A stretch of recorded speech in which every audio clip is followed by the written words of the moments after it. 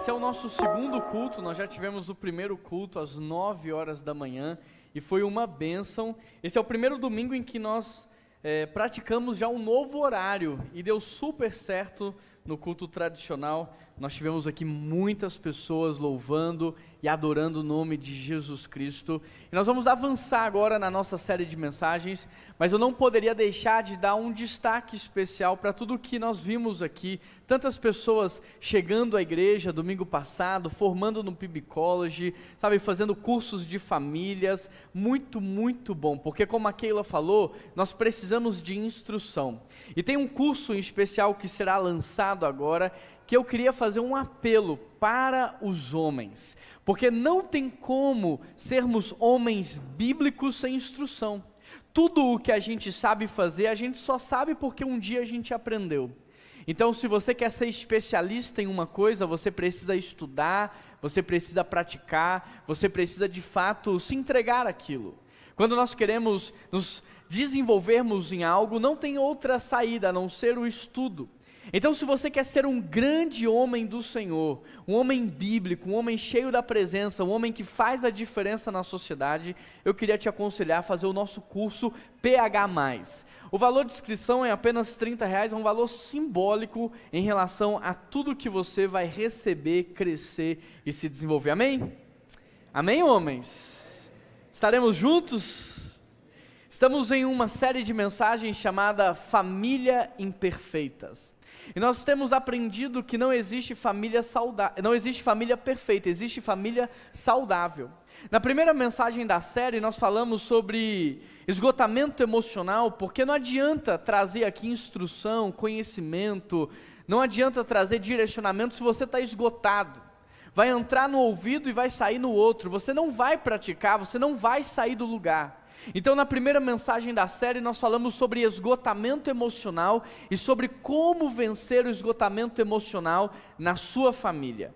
E se você não estava aqui no domingo passado, você pode acessar o YouTube da PIBBH ou o Spotify da PIBBH e todas as mensagens são colocadas ali de maneira atualizada. Hoje nós vamos avançar e nós vamos falar sobre um tema também muito importante. Nós vamos falar sobre batalha espiritual na família. Eu quero convidar você a abrir a sua Bíblia comigo em Gênesis 3, versículo 1. Gênesis 3, verso 1, para que nós possamos adentrar a um tema também tão urgente e necessário, que é o tema da batalha espiritual dentro das nossas casas. Enquanto você vai abrindo a sua Bíblia, eu quero trazer algumas informações para você. A primeira batalha espiritual, ela não aconteceu entre dois países. A primeira batalha não aconteceu num campo propriamente de batalha. A primeira batalha espiritual, ela aconteceu no ambiente de amor. A primeira batalha espiritual, ela começa no ambiente de comunhão. Porque talvez você está aqui vendo eu falar sobre esse tema e pensando assim, essa mensagem não é para mim. Esgotamento até era, mas batalha espiritual não, está tudo certo lá em casa. Mas quando você olha para o Jardim do Éden, a primeira batalha existente e a batalha que de fato mudou o rumo da humanidade, que nós colhemos frutos até hoje, ela nasceu e aconteceu no ambiente de amor, no ambiente de comunhão e no ambiente de propósito. O que você precisa entender é que o inimigo ele não tem um problema só com você, ele tem um problema com tudo aquilo que Deus ama. O inimigo tem um problema com tudo aquilo que Deus quer abençoar. Por isso sim, existe uma batalha espiritual para destruir o seu casamento, para quebrar a sua unidade familiar. Existe sim uma batalha espiritual para destruir a família, para destruir a igreja. Nós não estamos em um parque de diversão, nós estamos num campo de batalha. Essa é uma verdade. Nós estamos num campo de batalha porque Deus só criou duas instituições, a família biológica em Adão e Eva e a família espiritual, e a igreja, a interseção entre a família biológica e a família espiritual. É na igreja que a gente aprende a viver como família espiritual e é assim que nós viveremos para todo o sempre. O diabo, ele destruiu a primeira família, não foi como uma arma. O diabo não destruiu a primeira família com um copo de veneno. O diabo não destruiu a primeira família com uma bomba. O diabo destruiu a primeira família com uma conversa, com uma palavra, com um diálogo. Por isso é muito importante que nós entendamos como uma batalha espiritual acontece, para que a gente possa se preparar para ela. Então, quando você olha aqui, nós vamos ler o texto de Gênesis 3, quando você olha para esse texto, para o que está acontecendo aqui, você percebe que o diabo destruiu a primeira família com palavras, de forma que antes de existir guerra entre homem e mulher, primeiro aconteceu uma guerra com Deus, entre o homem e Deus, uma ruptura de uma relação. Antes de existir acusação entre homem e mulher, houve uma guerra na mente. Antes de um irmão matar o outro, Caim e Abel, havia dúvidas no coração, já havia problemas aqui. E olha que nesse tempo aqui nem tinha sogra. Deixando as brincadeiras de lado, eu amo muito a minha sogra, ela já participou do primeiro culto de maneira online, mas famílias quebradas, gente, são resultado de mentes distraídas. Famílias quebradas são resultado de mentes distraídas. E eu quero, antes de ler o texto, te perguntar: como é que está a sua mente nessa manhã? Sua mente está distraída? Porque pode ser que você perca o que está acontecendo aqui. Onde está a sua cabeça agora? Você está realmente presente aqui ou você está pensando no que vai acontecer amanhã, nas preocupações, nas contas, no que você tem que fazer? Porque cabeças distraídas são alvos de Satanás. Bom, você que abriu a sua Bíblia comigo em Gênesis 3, leia por gentileza a partir do verso 1. Ora, a serpente era o mais astuto de todos os animais selvagens que o Senhor Deus tinha feito. E ela perguntou à mulher: foi isso mesmo que Deus disse, não coma de nenhum fruto das árvores do jardim? Respondeu a mulher à serpente: podemos comer do fruto das árvores do jardim, mas Deus disse: não comam do fruto da árvore que está no meio do jardim, nem toque nele, do contrário vocês morrerão. Disse a serpente à mulher: certamente não morrerão. Deus sabe que no dia que dele comerem, os seus olhos se abrirão, e vocês serão como Deus, conhecedores do bem e do mal. Quando a mulher viu que a árvore parecia agradável ao paladar, que era atraente aos olhos e além disso desejável para dela obter discernimento, tomou o seu fruto, comeu, deu ao seu marido, que comeu também. Pai, nós queremos pedir ao Senhor que diante de um tema tão importante, tão difícil, que o Senhor abra os nossos corações, que o Senhor silencie a nossa mente de toda distração, de toda confusão, Pai, e que nós estejamos 100% presentes diante da Tua Palavra, disponíveis para aquilo que o Senhor deseja falar, e nós pedimos ao Senhor que renove a nossa mente através dessa palavra, que mude o nosso entendimento, que transforme as nossas vidas. Nós pedimos ao Senhor que nos ensine nessa manhã a vencer batalhas espirituais. Essa é a minha oração, e em nome de Jesus que nós oramos, e toda a igreja diz: como vencer uma batalha espiritual? Se você está passando aqui por essa vida, você vai passar sim por muitas batalhas, mas a grande questão é como vencer. E nós vamos olhar para esse texto então de Gênesis, aonde narra a primeira grande batalha espiritual, e nós vamos aprender com esse casal como vencer batalhas espirituais. Nós vamos aprender com os seus acertos e com os seus erros. E se você quer aprender, então anote aí, a primeira coisa que nós precisamos fazer é fechar as brechas. Nós não podemos deixar a serpente entrar no jardim. Nós temos que fechar as brechas, proteger aquilo que é mais frágil, proteger o coração, proteger a família. O texto começa dizendo que a serpente entrou no jardim. Talvez o maior erro de Adão foi ter permitido o inimigo entrar em um lugar que era sagrado. Sabe, a Bíblia traz muito o contexto de brecha, mas eu não sei o quanto isso é claro para você. Por isso eu quero te levar ao Antigo Testamento, ao mundo antigo, onde as cidades elas eram fortificadas por muros.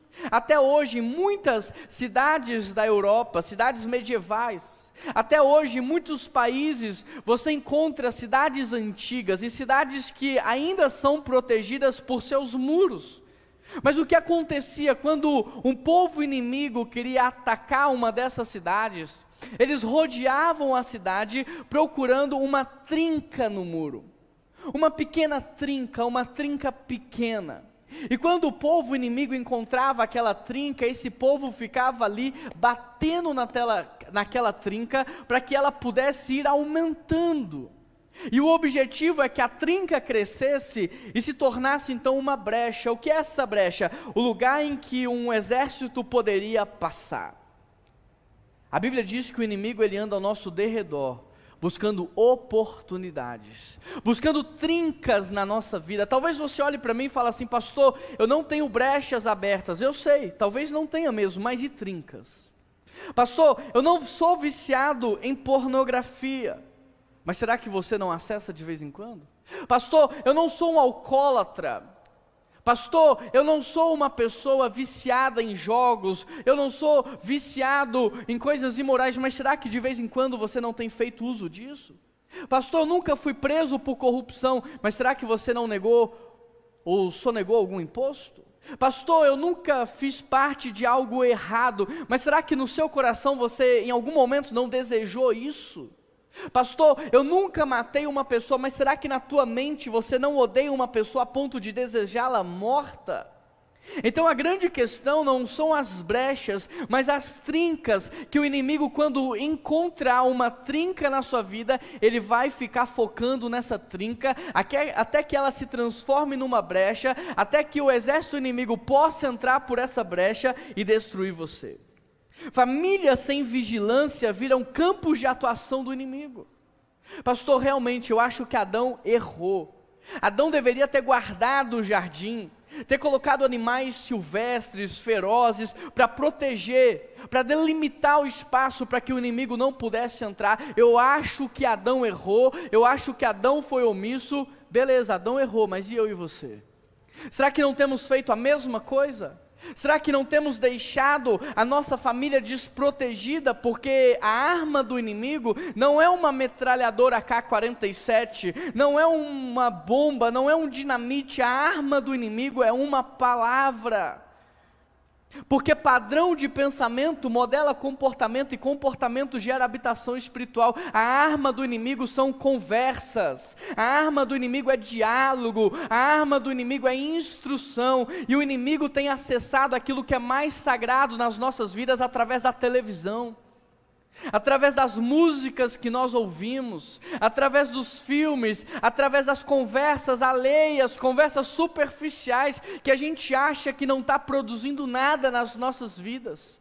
Então, da mesma forma que Adão errou, nós continuamos a errar até hoje, porque nós permitimos a serpente entrar, nós colocamos os nossos filhos na frente de uma tela, e nós damos liberdade para ela ensinar o que ela quiser. De maneira que muita coisa que no passado era uma aberração, que no passado era um absurdo, hoje são coisas absolutamente normais e aceitáveis, porque padrão de pensamento modela comportamento. Qual foi a última vez que você parou para filtrar o que a sua família iria assistir? Qual foi a última vez que você conversou com a sua família? Olha, esse tipo de música que a gente está ouvindo está induzindo a nossa família ao adultério. Só fala de traição, só fala de sexualidade, de imoralidade. Olha, esse tipo de filme, esse tipo de seriado está induzindo a nossa família a um determinado ódio, raiva. Olha o que está sendo dito, olha o que está sendo falado. Nós estamos sendo padronizados no nosso pensamento. Qual foi a última vez que você conversou com a sua família? Olha, essa determinada amizade tem nos influenciado para o mal. Essa determinada amizade está nos distanciando do Senhor. Essa determinada amizade tem influenciado você. Qual foi a última vez que você corrigiu o erro de Adão, guardando a parte mais frágil que é a sua casa, guardando a parte frágil que é a tua esposa, o teu marido, os teus filhos, guardando o teu coração, porque a Bíblia diz que você deve proteger a parte mais frágil. Sobre tudo que se deve guardar, guarda o teu coração, porque dele procede a tua vida. E coração na Bíblia não é o órgão, coração na Bíblia é o nosso entendimento, é de onde procede as nossas racionalidades, as nossas emoções, os nossos sentimentos. Qual foi a última vez que você estava assistindo um filme e falou assim: eu vou desligar isso daqui, isso não presta? Qual foi a última vez que você, assistindo um seriado, falou: gente, vamos trocar de seriado, vamos trocar de música, porque padrão de pensamento modela comportamento. Hoje é algo que eu só estou ouvindo, amanhã é algo que eu estou fazendo. Hoje é algo que eu só estou escutando, amanhã é algo que eu estou praticando. Duvida, olha para a história da humanidade, coisas que a gente só ouvia, são coisas que todo mundo faz hoje. Verdade ou não é? A segunda coisa que nós precisamos fazer se queremos vencer uma batalha espiritual é encerrar conversas. Silêncio também é uma arma espiritual. Olha o que o texto diz: a serpente é um animal astuto. E ela chega para a mulher e diz assim: foi isso mesmo que Deus disse? O inimigo não está negando o que Deus disse. O inimigo apenas está colocando em xeque: será que foi isso mesmo? O inimigo está suplantando a verdade, imprimindo na sutileza linguística uma dúvida para que aquela mulher pudesse se questionar: não, será que foi isso mesmo? Talvez eu ouvi errado, talvez eu entendi errado. Mateus 4:3 diz: o tentador, ele chegou para Jesus e ele disse assim: você de fato é filho de Deus? Existe um padrão. A mesma coisa que ele fez com Eva no jardim, que fez com o casal no jardim, também fez com Jesus. E repare que Jesus tinha acabado de se batizar e escutado do próprio Pai: tu és meu filho amado. Foi logo após isso que a serpente entra e fala assim: será que tu és o filho de Deus mesmo? Suplantando a verdade, imprimindo a dúvida na sutileza da linguística. Com Eva nós aprendemos que muitas vezes nós somos vencidos não pelo grito do inimigo, mas pelo sussurro convincente da serpente. Como Jesus, nós somos traídos, não por inimigos reais, não por inimigos nomeados, não por inimigos vestidos de fogo, mas por amigos que não se parecem inimigos. Com Jesus nós aprendemos que nós somos traídos não com uma faca nas costas descendo de cima a baixo, mas com um beijo inofensivo de alguém que parecia um amigo. A palavra astuto no hebraico, ela significa sagaz, ardiloso. A intenção do autor aqui é nos mostrar que a serpente, ela usa a inteligência distorcida, ela usa da astúcia não redimida para iludir Eva, para criar um cenário na mente dela, um cenário de questionamento, um cenário de dúvida, para iludi-la, um comportamento. A batalha espiritual, ela começa quando nós damos espaço a vozes que distorcem a verdade. A batalha espiritual, ela começa a acontecer quando nós damos espaços para as vozes que distorcem a realidade. Às vezes você está vivendo um bom momento na sua casa com a sua família, e aí chega um amigo, uma amiga, e suplanta uma dúvida, e você começa a questionar a lealdade do seu cônjuge. A batalha espiritual começa quando nós damos espaço a conversas que não são só conversas, mas são ataques do mundo das trevas. Será que Deus te ama mesmo? Olha para a sua vida. Será que de fato você é salvo por Jesus? Será que a sua vida é uma vida que vale a pena ser vivida? Será que Deus não te esqueceu? Será que Deus, Ele não escuta mais o que você fala? Tem diálogos que não merecem argumentos, eles merecem silêncio. O erro de Eva foi tentar manter uma conversa longa com quem ela deveria se distanciar. Tem conversas que você não dialoga, você encerra. Tem conversas que você não tenta provar o contrário, você já entende: isso aqui não é uma conversa, é um ataque do mundo das trevas, então eu vou silenciar essa conversa. O erro de Eva foi ter uma conversa com quem não deveria conversar. Aprenda a cortar pela raiz conversas que não te edificam.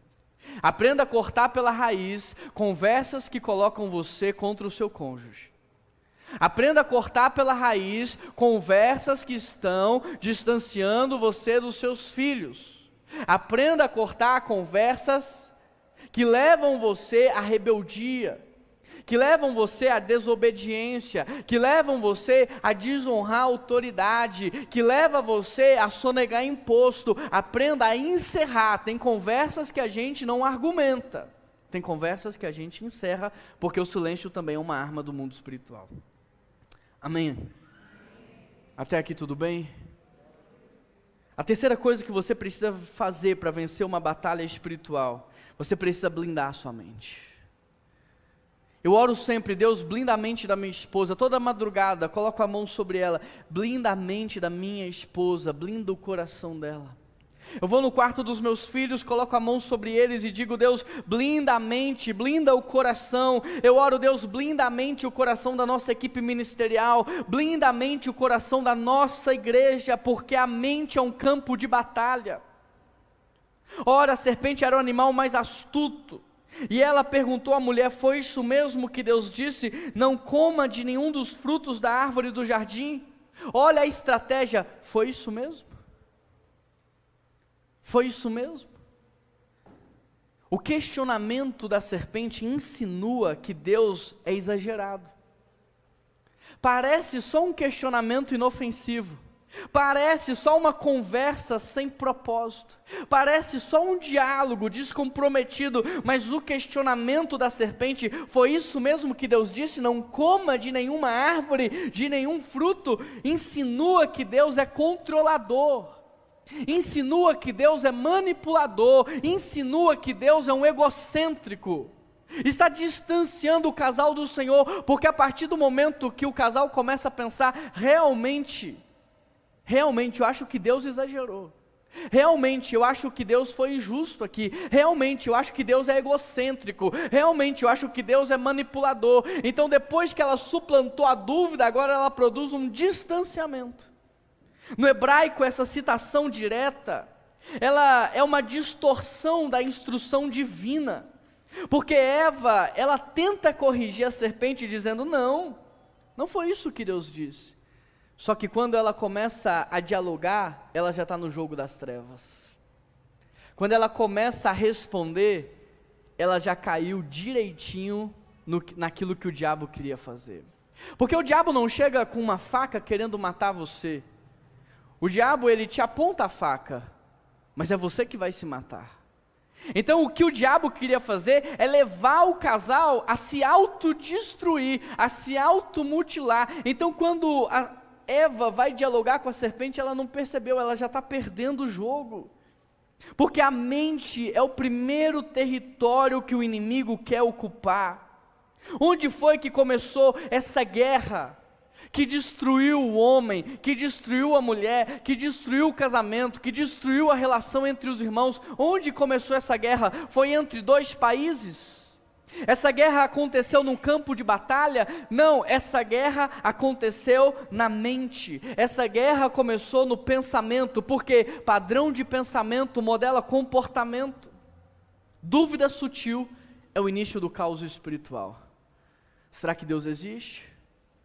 Será que estamos certos? Será que o meu cônjuge realmente me ama? Uma dúvida sutil é o início do caos espiritual. Será que o meu pastor é um homem de Deus? Será que a minha igreja é bíblica? Uma dúvida sutil é o início do caos espiritual. Antes de comer o fruto, Eva mastigou a dúvida. Antes de engolir o fruto, ela estava mastigando a dúvida. A dúvida tem poder. Quantos maridos nós temos aqui nessa manhã? Quantos fazem compra no mercado? Imagine que a tua esposa falou assim: fulano, você pode ir lá no mercado comprar algumas coisas para mim? E a gente que é homem, a gente confia na gente. Ela fala assim: anota. Você fala: filha, anotar? Confia aqui. Você não vai ligar o Waze não? Eu sei para onde eu estou indo. A gente que é homem, a gente é muito autoconfiante. E aí você foi para o mercado, ela te disse o que você deveria comprar, você foi para o mercado. Chegou lá, você pegou, colocou tudo no carrinho, chega um amigo, ele olha para você, olha para o seu carrinho, olha para você, olha para o seu carrinho e diz assim: era isso mesmo que você deveria comprar? Acabou a nossa convicção. Explodiu a convicção. Na hora você pega o celular e você vai ligar para a tua esposa, só que ela não vai atender. Porque ela nunca está com o celular com ela. E aí entra o que? O desespero de alma. Porque eu vou chegar em casa e eu vou ter esquecido alguma coisa. Eu vou chegar em casa e ela vai falar, e aquele negócio? E você fala, meu Deus, eu esqueci. Você consegue perceber o poder da dúvida? Até o momento em que o amigo chegou, você tinha convicção. Mas uma pequena dúvida, ela destruiu a sua convicção. É assim que muitos alunos estão sendo destroçados na faculdade. Porque os professores chegam e eles não vão contra. Eles só suplantam uma dúvida. Eles só inserem uma pequena dúvida na cabeça dos nossos alunos. O diabo arrancou o fruto da árvore e deu para o casal comer? Não. O diabo só colocou uma dúvida no coração deles. Quer vencer uma batalha espiritual? Quer ser vitorioso nas suas lutas espirituais? Em quarto lugar, relembre a verdade. Não negocie os princípios. Disse a serpente à mulher: certamente não morrerão. A serpente agora, uma vez que ela já ganhou o coração de Eva, uma vez que ela já imprimiu na mente de Eva uma dúvida, uma vez que agora Eva está questionando o próprio Deus, pensando que Deus exagerou, pensando que Deus é um manipulador, uma vez que a serpente criou um cenário favorável, agora ela vai trazer uma contrariação da palavra: certamente não morrerão. A serpente vai negar diretamente aquilo que Deus havia dito. A serpente vai fazer um jogo de palavras, ela vai brincar com a palavra de Deus. Porque ela vai fazer o casal pensar que de fato eles não vão morrer. E de fato não vão morrer fisicamente, mas haverá uma morte espiritual. Então ela joga com uma meia verdade, só que uma meia verdade é uma mentira inteira. Uma meia-verdade é uma mentira inteira, ela substitui a morte espiritual pela morte física. Satanás não apenas questiona a palavra de Deus, mas ele substitui a verdade. A guerra de Satanás contra Jesus foi aonde? Com a palavra. Da mesma forma que o inimigo guerreou com Adão e Eva na palavra, ele também usou a palavra, mas agora uma palavra distorcida, uma palavra invertida. E se Jesus não conhecesse a palavra, se Jesus não tivesse a palavra muito forte dentro dele, e nós que não conhecemos? E nós que não sabemos? E nós que não temos convicção da palavra? Muitas vezes o inimigo ele vai distorcer palavras na sua vida. E aí tem coisas que vão acontecer com você que vai parecer até resposta de oração. E tem coisas que vão acontecer na sua vida que você vai falar assim: isso aí vem de Deus, mas é uma verdade distorcida. É uma palavra invertida, é um jogo de palavras para te levar à queda. Quando a família começa a relativizar a palavra, ela já está no fundo do poço. O poço não está materializado, mas no mundo espiritual ela já entrou no fundo do poço. Quando a família começa a negociar valores e princípios do reino de Deus, mas foi só uma mentirinha para o bem.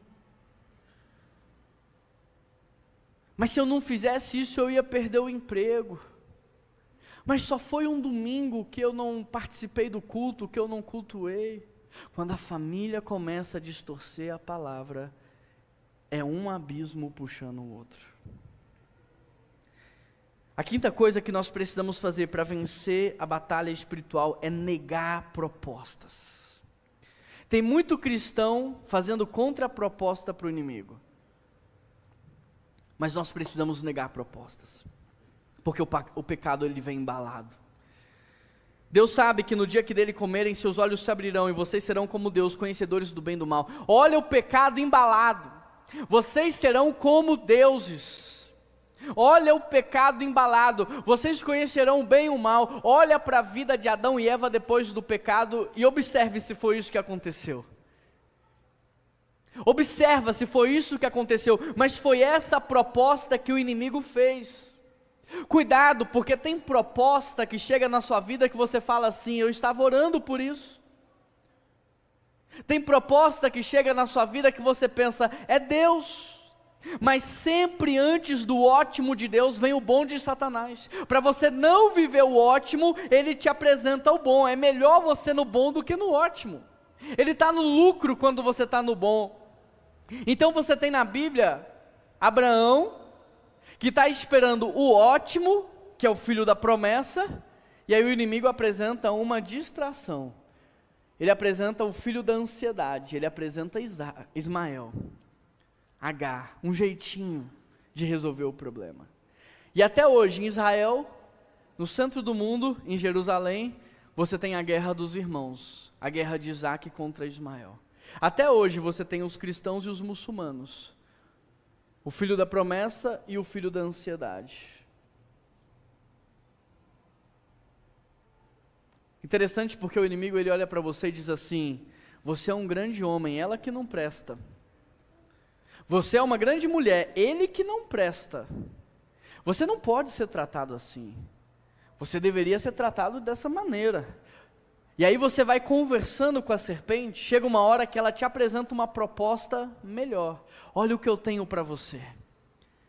Olha o que eu tenho para você. Isso não acontece só no casamento não, isso acontece no trabalho. Você é o cara, você é a mulher. Se você não tivesse nessa empresa, ela nem existia. Nada de bom aconteceria se não fosse você. Agora, olha o salário que você recebe.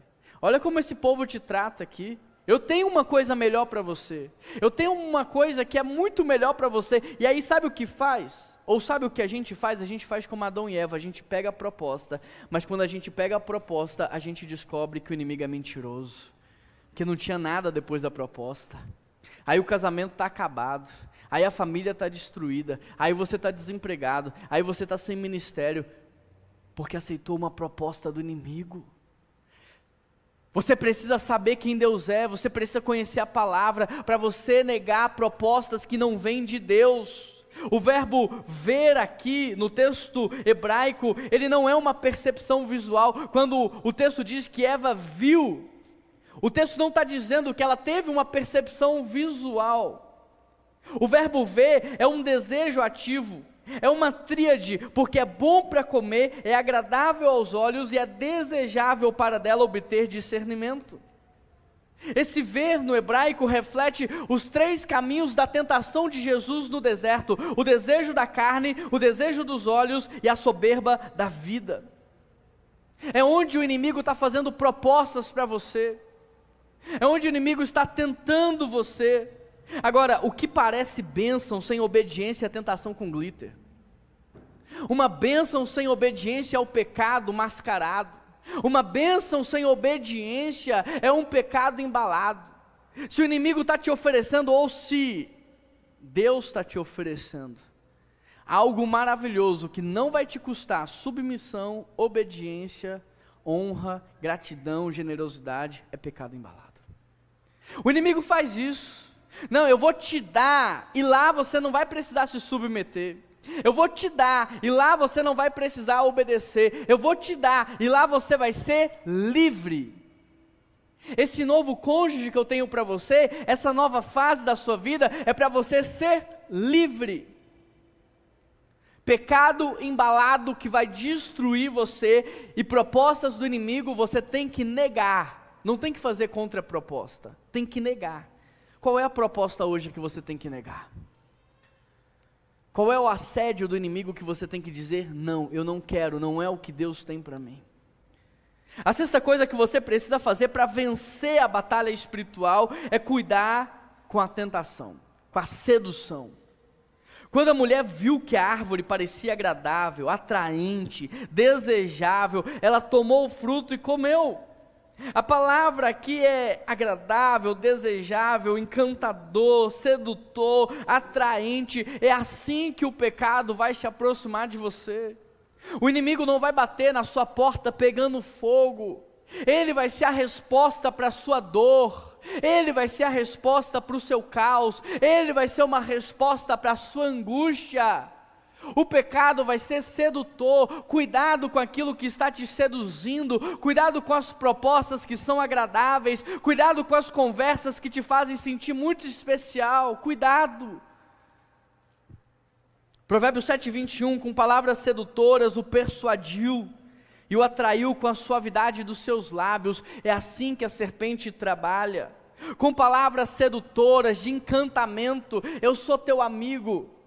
Eu sou a única pessoa que se interessa por você. Pode confiar em mim, me fala. O que está acontecendo? E aí você desabafa e a pessoa usa aquilo que você disse e ela vai te levando a um caminho de destruição. O que é atraente nem sempre é alimento, às vezes é armadilha. Sansão caiu naquilo que era doce ao paladar, mas amargo à vida espiritual. Não podia tocar nos mortos, mas dentro de um leão morto tinha um favo de mel. Agradável ao paladar, mas amargo à vida espiritual. A sétima coisa que você precisa fazer é evitar o último ato. Quando a mulher viu que a árvore era agradável, atraente, desejável, ela tomou o seu fruto, comeu e deu ao seu marido, que comeu também. A poesia hebraica aqui, ela é acelerada. O texto hebraico nos mostra uma velocidade incrível nas ações. Porque quando ela viu que era agradável, desejável e atraente, o texto diz, ela tomou e comeu. Quando ela estava seduzida, ela pegou e fez. Não é isso que a gente escuta? Mas eu nem pensei. Quando eu vi, eu já estava fazendo. Quando eu vi, eu já tinha feito. Porque a palavra de Deus diz o seguinte, que quando a cobiça ela é concebida na mente, quando a cobiça ela é concebida no pensamento, o texto diz que nós damos a luz ao pecado, Tiago 1, 14 e 15, e após o pecado consumado vem a morte. Tudo começa na mente, padrão de pensamento modela comportamento, e comportamento gera habitação espiritual. Eu concebo o pecado na mente, eu dou luz a esse pecado e eu desfruto de morte espiritual. Provérbios 14, 12, há caminhos que parecem bons, mas no final conduzem à morte. O último ato da desobediência é o primeiro capítulo da tragédia familiar. Tomou o fruto e comeu. Sem reflexão, sem pensamento, porque estava completamente seduzido ao pecado. Era agradável aos olhos, era atraente ao coração, e era algo que poderia levá-la a um próximo patamar. É assim que o diabo tem brincado com a vida dos cristãos. Agora, o que acontece com quem perde uma batalha? O que acontece quando você perde uma batalha no mundo espiritual? A primeira coisa que acontece é vergonha. Quando os olhos se abriram, eles perceberam que eles estavam nus. A vergonha é o sentimento de exposição sem proteção. E por vergonha, tem muito cristão que não vai mais na igreja. Ele está com vergonha do que ele fez. Ele está com vergonha do que ele falou. Ele está com vergonha do comportamento que ele teve. A segunda coisa que acontece com uma pessoa é o medo. Ouvindo o casal que Deus estava caminhando no jardim, eles tiveram medo de Deus. A palavra do Senhor diz que o verdadeiro amor lança fora todo medo. Então, quando nós caímos no pecado, nós sentimos medo. Medo da morte, medo do amanhã, medo do futuro, medo do que pode acontecer, nós temos medo. A terceira coisa que acontece quando uma pessoa cai é a acusação. Disse o homem, foi a mulher que tu me destes. O verbo usado no hebraico aqui para me destes traduz a ideia de que o homem está culpando Deus. Você já viu uma pessoa quando ela cai? O que ela faz? Ela culpa Deus. Por que que Deus quis? Por que que Deus fez? Por que que Deus permitiu? Uma pessoa que caiu em pecado, ela perde a capacidade de assumir a responsabilidade e agora ela vai terceirizar a responsabilidade. E a primeira pessoa que nós terceirizamos a responsabilidade é para Deus. Quando você diz, por que Deus? Você está revelando que você caiu. Quando você diz, por que Deus? Você está demonstrando que você está distante dele. Porque agora você é incapaz de assumir a sua responsabilidade. E aí, depois que o homem acusa Deus, ele acusa a mulher. Foi ela. E a mulher diz: foi ele. Então, após a queda, há um ambiente agora de culpa, de acusação. Não há um ambiente de autorresponsabilidade. Não, deixa comigo, eu resolvo. Não há um ambiente de responsabilidade. Confia em mim, eu vou fazer. Não, agora é um ambiente de terceirização da culpa. Foi Deus. Porque se Deus não quisesse, eu não tinha feito. Olha o que você me fez fazer. Olha o que você me fez falar. Nós terceirizamos a culpa, nós terceirizamos a responsabilidade, mas isso é reflexo de uma vida sem Deus. Não foi Deus, foi você.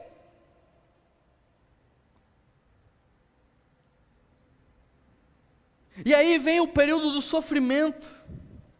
Agora a mulher vai sofrer dores de parto. Agora o homem vai plantar e não vai colher. Agora as coisas não vão dar certo. Sofrimento por causa da rebeldia e do pecado, por causa do ato consumado. Dificuldades na vida. O homem vai ser expulso do deserto, do jardim. O homem vai ser expulso de um lugar que favorecia ele. Dificuldades na vida. Tem gente que você olha e você fala assim: meu Deus, mas que tanto de dificuldade é essa que pessoa passa? Sai de uma entre outra, sai de uma entre outra, porque ao invés de pedir perdão para Deus, se arrepender, confessar o pecado e curar, está terceirizando a responsabilidade. Não resolve na raiz, resolve na superfície. Morte. Agora Caim mata Abel. Assassinato em família. Destruição de relacionamentos. Perdas. Depois de expulsar o homem, colocou no leste do jardim. Você começa a perder tudo que tinha. Perde o casamento, perde a família, perde os bens. Tem que dividir patrimônio. Só perde. Destruição em massa. Agora repare um detalhe. Foi a serpente que gerou tudo isso? Foi o Satanás que fez o homem perder tudo que tinha? Foi o Satanás que destruiu o casamento dele? Foi o Satanás que fez com que houvesse destruição familiar? Foi o Satanás que trouxe vergonha? Foi o Satanás que trouxe medo? Não! Satanás só implantou uma dúvida. Satanás só colocou uma minhoca na cabeça daquele casal. O restante foi tudo eles que fizeram. A única coisa que eles fizeram foi deixar a serpente entrar e deixar a serpente falar. O restante foi consequência. Abismo puxando abismo, decisão errada atrás de decisão errada. Você acha, o inimigo, ele não tem o poder que Deus tem, gente.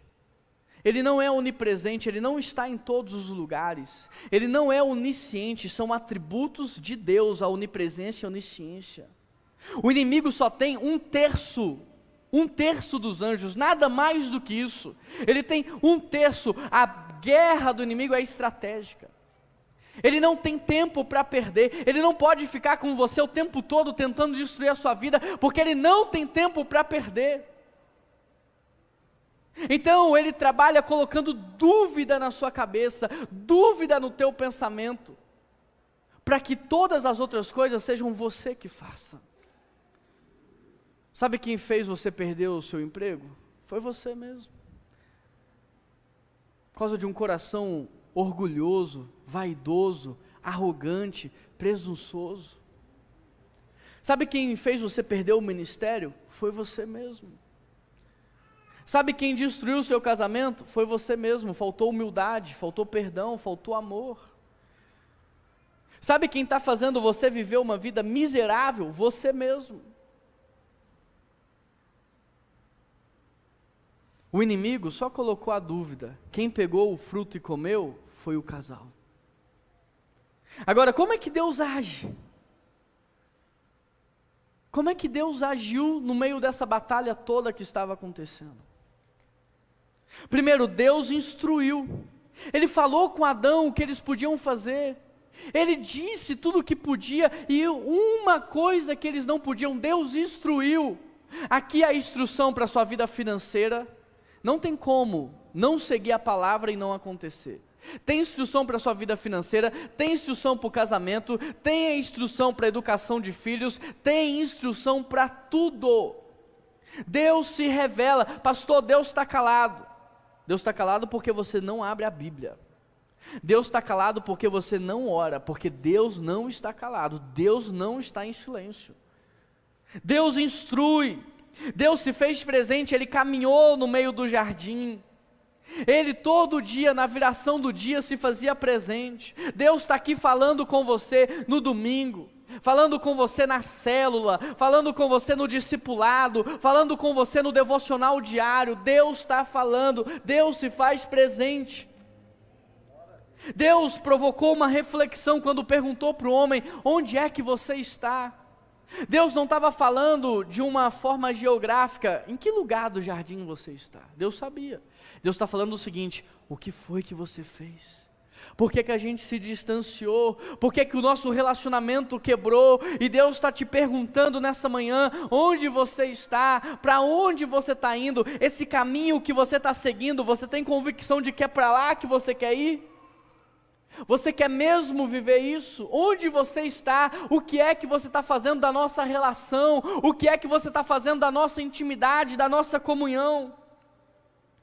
Deus tratou o pecado, Deus disciplinou Adão, Deus disciplinou Eva, Deus está corrigindo você antes da morte eterna. Ele está te corrigindo, Ele está te disciplinando, Ele está te mostrando que esse caminho não compensa, não vale a pena. Deus prometeu uma solução, dizendo: porém inimizade entre você e a mulher, dizendo para a serpente: entre a sua descendência e a descendência dela, esta lhe ferirá a cabeça. Deus está propondo uma solução. Ele está dizendo: um dia eu vou enviar o meu filho, e ele vai vencer de uma vez por todas o mal, o pecado, a condenação eterna, a morte. Ele está propondo uma solução. Quando pecamos, Deus não se afasta, Ele pergunta: onde você está? O que é que você está fazendo? Por isso eu quero fechar minha palavra perguntando para você: em que momento dessa batalha espiritual você está? Com trincas na sua vida? Ou com brechas já abertas? A trinca pode ser um descontentamento com o seu cônjuge. A brecha pode ser uma conversa com alguém que você não deveria estar fazendo. A trinca pode ser o sentimento de ser injustiçado, de estar sendo perseguido, uma vitimização. A brecha, fofoca, falando mal das pessoas. Em que momento dessa batalha espiritual você está? Com trincas, com brechas abertas? Com minhoca na mente, com dúvidas sobre Deus, dúvidas sobre a igreja, dúvidas sobre o seu pastor, dúvidas sobre a palavra. Será que ela é infalível? Será que ela é inerrante mesmo? Dúvidas. Com verdades distorcidas. Em que ponto você está? Recebendo propostas irrecusáveis, que vão tirar você do seu propósito? Sendo seduzido pelo pecado, sendo atraído por aquilo que é agradável aos olhos, por aquilo que é gostoso ao coração, chegando ao último ato, participando de conversas que você vai desviar um recurso, chegando ao último ato, mantendo conversas que vão te levar a um ato de rebeldia, chegando ao último ato. Ou você já chegou ao último ato? Já traiu o seu cônjuge? Já traiu um amigo? Já matou uma pessoa?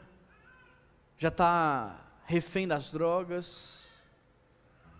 Ou você já está até derrotado pelo pecado? Já perdeu a família? Já perdeu o emprego? Já perdeu a confiança de todo mundo? Já perdeu a dignidade? Em que momento da batalha espiritual você está? Porque quando a gente peca, Deus não se afasta. Ele pergunta: onde você está? Sabe, tudo poderia ter sido resolvido se talvez Adão tivesse dito: é verdade, Deus, O que foi que eu fiz? Por que que eu fiz? É verdade. Me perdoa. Eu estou arrependido. Tudo pode ser resolvido com a resposta dessa pergunta nessa manhã. Sabe, mas quando Deus perguntou para o homem onde ele estava, ele disse: foi a mulher que tu me destes. A culpa é sua, a culpa é dela. E aí não teve cura, não teve transformação. Você não é vítima de ninguém. Você tem o último poder de escolha e de decisão. A escolha final é sempre sua.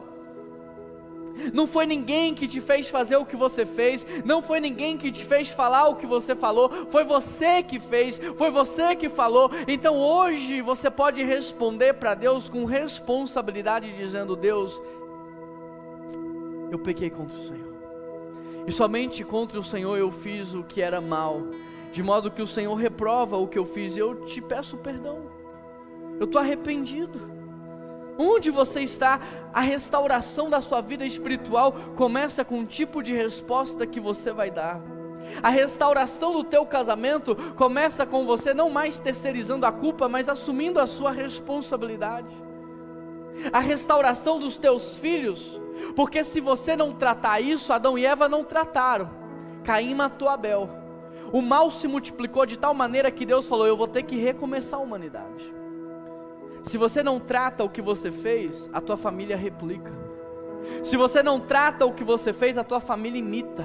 Se você não trata o que você fez, a tua geração te copia. Alguém tem que encerrar o ciclo de divórcio na sua casa. Alguém tem que encerrar o ciclo do adultério. Alguém tem que encerrar o ciclo do consumo alcoólico. Alguém tem que encerrar o ciclo das drogas. Alguém tem que encerrar o ciclo da violência doméstica. Alguém tem que encerrar o ciclo do abuso sexual. Alguém tem que encerrar o ciclo da miséria. Alguém tem que encerrar. E Deus trouxe você aqui, e Ele está perguntando: aonde você está? Até quando você vai ser omisso? Até quando você vai fingir que não tem nada acontecendo? Até quando você vai ficar mantendo esse ciclo vicioso? Chegou a hora de você se posicionar. Chegou a hora de você falar: basta, chega. Na minha casa não mais, na minha família não mais. Meus filhos vão viver uma história diferente por causa da minha rendição. Os meus netos vão viver um tempo diferente por causa da minha rendição.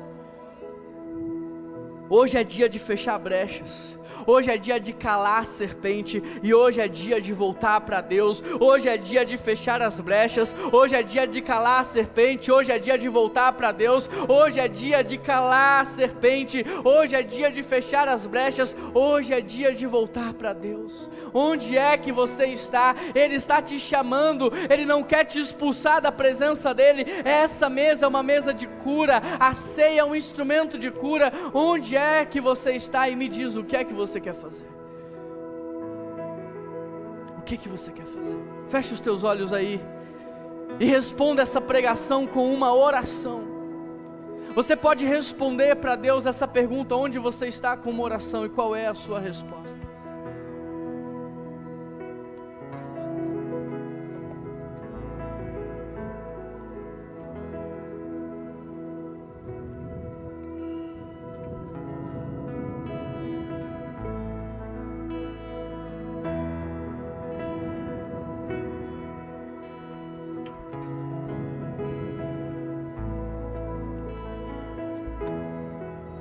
Eu quero orar junto com você, porque não é tempo da igreja recuar. Não é você que tem que ter medo do diabo, é o diabo que tem que ter medo de você. Não é os demônios que tem que te atemorizar, é você que tem que atemorizá-los. Sabe, nós somos aqueles que alvoroçam o mundo. Nós somos daqueles que as pessoas dizem: viestes em paz. E hoje o inferno se estremece diante das posições que você irá tomar diante do Senhor. Ele não quer, ele está dizendo para você na tua mente: isso é besteira, isso não é real, isso não é verdade, você não precisa fazer nada. Ele está dizendo para você: mas você precisa fechar as brechas, você precisa calar a boca da serpente, e você precisa voltar para Deus. E se tem alguém hoje aqui que deseja colocar fim fim nesse ciclo de derrota, fim nesse ciclo insano de armadilhas, de escravidão. Eu quero orar por você. A nossa igreja vai orar com você, para que você saia daqui mais do que vitorioso em todas as suas batalhas. E se tem alguém que gostaria que eu orasse, sai do seu lugar, vem aqui na frente, nós vamos orar juntos nesse momento. A vitória é certa, o nosso Deus é maior, Ele é poderoso, o nome dEle está acima de todo nome.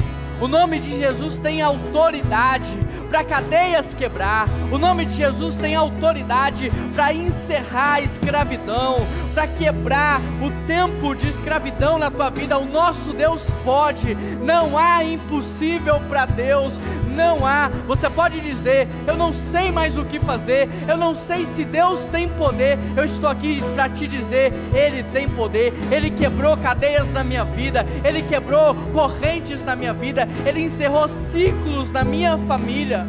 E eu creio que o mesmo Deus que fez por mim, Ele também pode fazer por você. Então eu quero te chamar a orar com fé não em você, com fé em Jesus, com fé no poder que há no nome de Jesus. Igreja, fica de pé, estenda suas mãos. Esse é um momento de batalha espiritual, de luta espiritual. A gente não sabe o que os nossos irmãos estão passando, nós não sabemos, mas a gente sabe de uma coisa: Deus nos chama para lutar juntos, como igreja e como família no mundo espiritual, e é isso que nós vamos fazer. Pai, eu quero te apresentar cada uma dessas pessoas que aqui estão. Eu quero colocar diante do Senhor cada uma dessas pessoas que aqui estão. O diabo está chamando elas de órfãos, mas elas são filhas e filhas. O diabo está dizendo assim: olha, será que você realmente é filho de Deus? Mas você um dia já ouviu o próprio Deus falar: tu és meu filho, tu és minha filha, eu amo você. Todos nós, Pai, nós somos a tua família. Nós somos os teus filhos e as tuas filhas. Nós somos pessoas que o Senhor decidiu adotar. Nós somos pessoas que o Senhor salvou através do seu único filho, Jesus. Nós somos a tua família.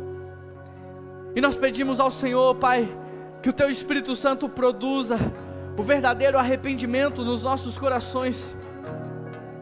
Que o teu Espírito Santo nos convença do mal. Ó Deus, tira da nossa mente toda a terceirização da culpa.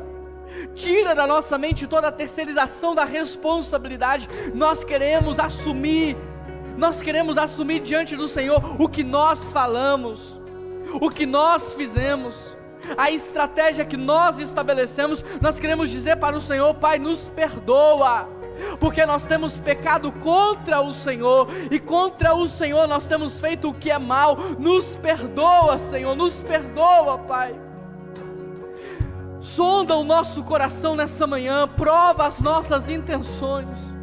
Nós nos arrependemos do que temos feito da vida, nós nos arrependemos, Pai. Nos liberta do ciclo da escravidão, nos liberta das correntes que nos aprisionam, nos liberta do ciclo vicioso da desobediência, da rebelião. Quebra, Pai, na vida dos nossos irmãos a escravidão do álcool, a escravidão da nicotina, a escravidão das drogas, a escravidão da imoralidade sexual, a escravidão da mentira, a escravidão da desobediência, a escravidão do adultério, a escravidão do divórcio. Quebra nas nossas famílias todo o ciclo vicioso de sofrimento. Nós pedimos ao Senhor, Pai, que hoje seja inaugurado nas nossas vidas um novo tempo, uma nova estação, que hoje seja dia de recomeço. Nós pedimos ao Senhor que hoje seja dia de recomeço, Pai. Nós pedimos ao Senhor que hoje seja mais uma oportunidade que o Senhor nos dá para fazer diferente. E nós queremos pedir o Teu Espírito Santo que nos ajude a identificar as brechas que estão abertas, as trincas que há nas nossas vidas, porque nós queremos fechá-las, ó Pai. Nós queremos encerrar conversas, nós queremos encerrar alguns envolvimentos, nós queremos encerrar algumas participações, nós queremos encerrar alguns pensamentos, alguns sentimentos, algumas emoções, nós queremos fechar, e nós pedimos ao Teu Espírito Santo que feche, que cele em nome de Jesus, blinda a nossa mente e o nosso coração. Eu peço ao Senhor, liberte essas pessoas em nome de Jesus, Pai, de toda corrente, de toda escravidão. Blinde a mente e o coração e sela com Teu Espírito Santo o selo da salvação. Se tem alguém que não Te conhece aqui nessa manhã, se tem alguém que está na igreja há muitos anos e ainda não se entregou, se tem alguém que se adaptou com a liturgia de culto, que se acostumou com a doutrina, mas ainda não teve o encontro com o Senhor, Espírito Santo, bata a porta desse coração. Espírito Santo, se apresente, aponte para Jesus, e que esta pessoa que está orando comigo agora, que ela possa dizer: Jesus Cristo, entra na minha vida e faz morada. Jesus Cristo, eu Te aceito como único Senhor e Salvador da minha vida. Jesus Cristo, a partir de hoje Tu és o Deus, o Senhor ocupa o centro, o Senhor ocupa o trono, porque quando nós oramos assim, o inimigo se coloca em retirada. Quando nós oramos assim, o inimigo foge. Quando nós oramos assim, o inimigo ele vai para longe, porque ele sabe que não tem poder contra o nosso Deus. E é tempo de viver o novo do Senhor, é tempo de recomeço. Então eu quero que você agora cante comigo essa canção, declarando a vitória de Deus sobre todas as coisas.